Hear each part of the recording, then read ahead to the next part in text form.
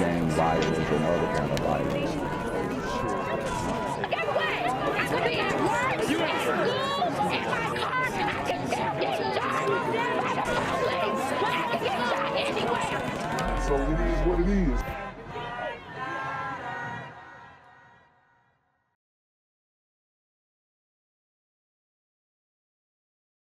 What's good, Shadow Realm? It's a Black Gen Z Mindset. Make sure you go ahead and like, comment, share, subscribe, and let's get into the video. Shocking video captures the moment a Brentwood woman had her wallet stolen right out of her purse at a local grocery store. We want to show you some of it. You can see as a suspect distracts her while another suspect in a mask with a clipboard snatches her wallet right from her purse. News Channel 5's Olivia Michael spoke. And you can see that that appears to be a burrito bandit. And like Trump said, they're not sending their best. I just did a story, a live stream actually, about the burrito gremlins coming to Chicago and taking up the resources, being $51 million. Guys, the country is being sold out, swept up from under us. We don't even understand, and the community is going to be the most affected. With the grandmother who says her trust was betrayed. Nancy Coker says it was a typical trip to Publix when a woman asked her for help with milk. And that's when she kind of turned to me and asking if it was organic. Looking back, Nancy believes the woman was a decoy. Looked like a Hispanic lady. She had a baseball cap on. There you go. A Hispanic lady. They're not sending their best, and I'm not trying to isolate, but this is just the reality, and they fooled this old woman, and she's gonna go to her grave like, them Hispanics, you gotta watch out for them. I mean, that's gonna be in the back of her mind, right? It's gotta be. These burrito gremlins are on demon I time. remember, and long black hair, and had broken English, When it came time to pay, she realized what had happened. and stood there and went, "Oh my gosh, I can't pay for this. My wallet is missing. Someone took it." The store called the police.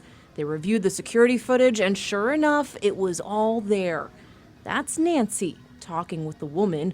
Watch as the man in an orange sweater walks over to look in her purse. He walks away, but then... Woo! And I mean, she is older, so not much spatial awareness there. I mean, that's textbook. I'm not gonna lie. That's textbook. These burrito gremlins, they're a lot more clever than the super gremlins. Super gremlins, they'll just kick the old lady in her back and then take the whole purse. These burrito gremlins, they're a lot more clever, so you gotta watch out. Then comes back, puts his hand in her purse, and walks away with her wallet. And then there's another gentleman standing back further that is going to be holding up a T-shirt so he could kind of block the view of what he was doing. The 82-year-old said, So this is a three-man job. I mean, but really, old ladies, do they be having cash on them like that? I mean, what are you going to take? Some debit cards, credit cards are going to get canceled? It's not, I mean, you probably eat for a day, maybe? her stomach sank watching the video. I thought, And they are most likely undocumented. So their names, their faces, their fingerprints are not in the system. how foolish of me, but like a lot of people have said too, they have done the same things, but when it's you, it's always, always different. She hopes the suspects are caught before they target someone else, and that her story is a lesson for others. I just hope more people will be aware, and especially elderly people like me, will realize that you just can't put trust out there at all. And you got to be a sour person to scam a sweet old lady like that, I'll tell you. Anymore. In Brentwood, Olivia Michael, News Channel 5. The suspects then went on a $500 shopping spree at Walmart. Nancy says luckily her bank denied the charges. Call Brentwood Police if you recognize those thieves. Sure, Micah, that's right. A scary scene here in Mid-City. You can see the crime scene tape is up and LAPD is working this scene right now. Step out of the way. You can see officers right there. All this after a shooting took down 2 men while neighbors were out enjoying the evening. We captured this scene moments after it happened. Let's get you right to some of that video. LAPD responding to reports of multiple gunshots just after 6:40 p.m. tonight. Arriving officers found 2 young men on the ground near a house on the 8600 block of Guthrie Avenue. Now, police say one of the victims is a 14-year-old. The other victim, said to be 30 years old, police say both were conscious and breathing when officers arrived. A witness we spoke with describing a chilling situation. He says he watched as a dark color sedan slowly drove up on a group of 4 men, rolled down the windows, and opened fire. Have a listen. So guys, it looks like the Comunitino is getting active out here in Cali. Man, it's hard to even fathom what the future is gonna look like. You get that feeling when you just get that feeling when something bad's gonna happen. A car just comes, like kind of like they're driving at walking speed, and they come, they stop, they look, they just roll down the window. The first thing I see is just the gun pointed like out the car, and you just around like 7 to 8 shots like just fired pretty fast, and then they just drove off. One of them, after he got shot, he just wasn't moving, and the other one, he was kind of like moving around. They looked like 2 young black males. Pretty shocking to see and pretty shocking to experience too. So it looks like the Comunità is sliding on the Comunitino, because they pulled up in the Comunitino, and this burrito brother says that it was 2 black males who did this. So I mean, we're in a very tough spot in the Comunità. We really are. And if we're going to war or sliding on the Comunitino, we need to expect some blowback. And this is not just in Cali. This is in Chicago as well. And things like this are going to continue to happen, unfortunately. There's not enough information to confirm whether or not this is gang related at this point, but that's definitely an investigative avenue that our detectives will take to determine whether or not it is. There is no ongoing danger to the public at this point. We are working with the mayor's office and resources that they provide to ensure public safety. All right, and police aren't saying much at this hour, releasing a very limited description of the suspects. They say the shooters are described as 2 black men who were last seen driving a dark color 4-door sedan, last seen heading eastbound on Guthrie towards La Cienega. We can also tell you that investigators have told us they have secured video of the shooting, but they are not releasing it at this time. We'll bring you more information as we have it. For now, reporting live in Mid-City, I'm John Fenolio, sending it back to you in Hollywood. John, thank you. Breaking news in South Los Angeles, where a young child has been shot. Chris Christie's live overhead in Air 7 HD with new details. Chris? Ellen, that shooting happening a short time ago. A 1 or 2-year-old toddler shot in the leg outside of this Monster Burger on the corner of 81st Street and Avalon Boulevard. A big LAPD. So you've got a 1 or 2-year-old shot in the leg, and this is normal in South LA. Come on, y'all. What are we doing? As well as down the block at 79th Street and Town Avenue, where ambulances are on scene and the family is reported to be with that child. Again, the details surrounding the shooting are unknown, but 2 suspects were seen fleeing in a silver Kia with Texas plates, 2 adults in their 20s. We will, of course, have a lot more on this coming up on Eyewitness News at 11. Yo, what's good, BGZM News 17 family? I'm at the corner of Jesse Jackson and Marcus Garvey, and I got some bad news for you. As you can see, I lost my job. I'm out here living in cardboard boxes outside of boarded up vacant homes. YouTube said I'm done getting money out here in these streets. They even took my funky ass suit. So anything right now would help. So go ahead and hit that Cash App, hit that PayPal, hit that GoFundMe. Hell, cop the merch. Or if you want to make the long-term commitment to the Jinquavius Jackson Fund, join the Patreon so that I can continue to put out top-notch content each and every day.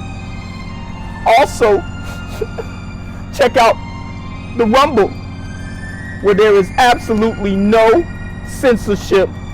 Link in the description box below. Hey, yo, ain't that nigga Jinquavius? Yo, I recognize. No, that's not me no more. Hey, yo, run your pocket. Y'all killing me with this shit. Do the opposite of Antonio Brown and take What all your more shit do off. you want from me?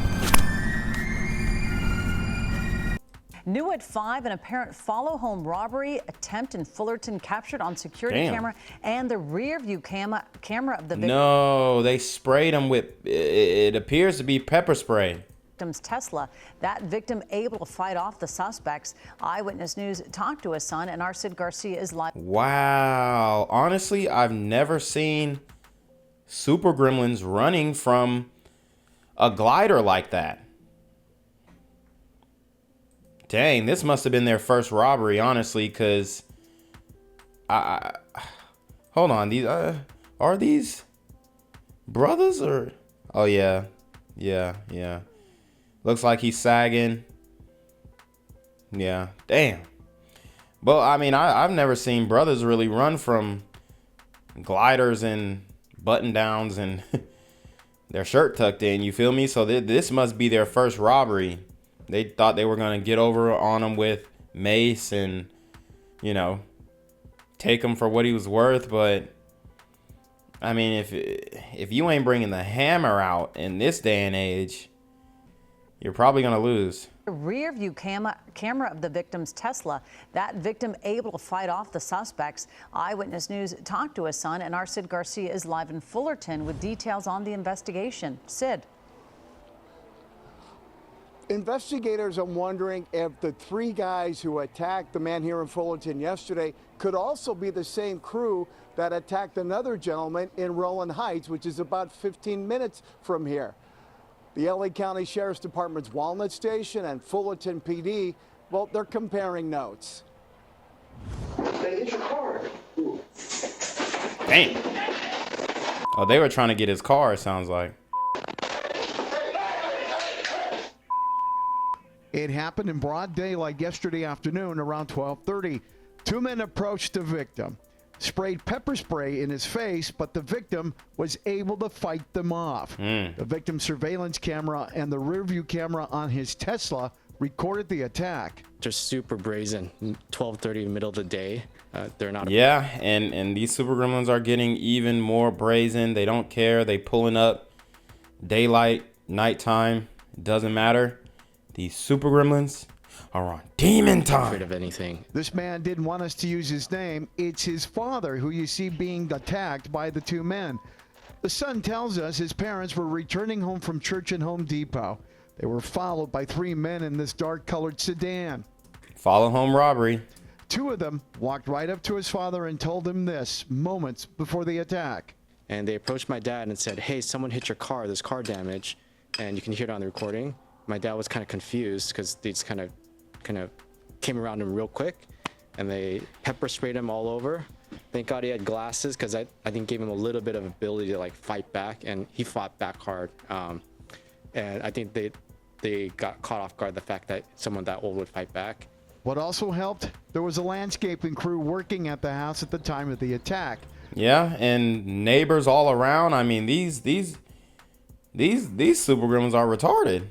The suspects, according to the victim's son, apparently didn't see them. These guys are heroes. Like, my dad was screaming, fighting back, and they came running around and helped chase the guys, and the guys didn't realize there's more guys here, and they just boned out. There's a report of a similar case in Rowland Heights. LA Sheriff's Walnut Station is investigating to see if it's connected to what happened here in Fullerton. And detectives for both agencies still looking for those 3 suspects. Live in Fullerton, I'm Sid And they still are outside. Guys, you can't make this stuff up. Garcia, ABC 7 Eyewitness News. Wow. And new at 10 tonight, yet another small business here in Oakland has been cleared out by thieves. The owner of Inner Desires on Grand Avenue says the group of thieves took nearly everything in his store early yesterday morning. Live coverage now from KTVU's Amber Lee in Oakland. And Amber, the store owner says he actually moved locations thinking it would be safer, thinking that he wouldn't get hit again. That's right, Mike. The owner tells me he moved to this new location after multiple break-ins at his previous store. He tells me this time a suspect reported seeing 4 suspects arriving in 2 vehicles, a white Dodge Challenger and possibly a Jeep Cherokee. Damn, and when you hear that Dodge Challenger, your stomach just drops.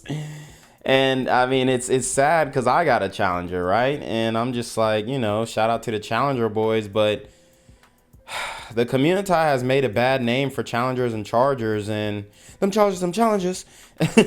And when them things pull up, boy, you kind of get defensive. Your stomach drops a little bit, and now you got your head on a swivel. This local police department, come out with your hands up and nothing in them. Inner Desires, an upscale streetwear retailer on Grand Avenue in Oakland, was targeted by thieves about 1:15 early Sunday morning. Owner Osi Umunna says almost all of his inventory was stolen. I'm kind of numb, right? Kind of numb to it because I've experienced it over and over. Umunna. So you see this, it looks like a first generation African brother, possibly Nigerian, or Ghanaian. I'm not sure. The last name looks Nigerian though. And he has started a shop, a black business, and he keeps getting robbed by black people. And this is why you have brothers who, when they do well, they leave the community because of this same scenario. Yes, the Arabs get robbed. Yes, the Asians get robbed. Yes, the Mexicans get robbed, and they do some of the robbing as well. But the reality is the community, the black community, black business owners, we can't shoulder these expenses. We can't shoulder, you know, opening up a jewelry store and then $1 million worth of jewelry being stolen from us. We cannot shoulder that pain, that loss, those costs. We can't do it. We don't have the backing of a huge family that has resources that can bail us out of tough times. We don't have that. We don't. So it's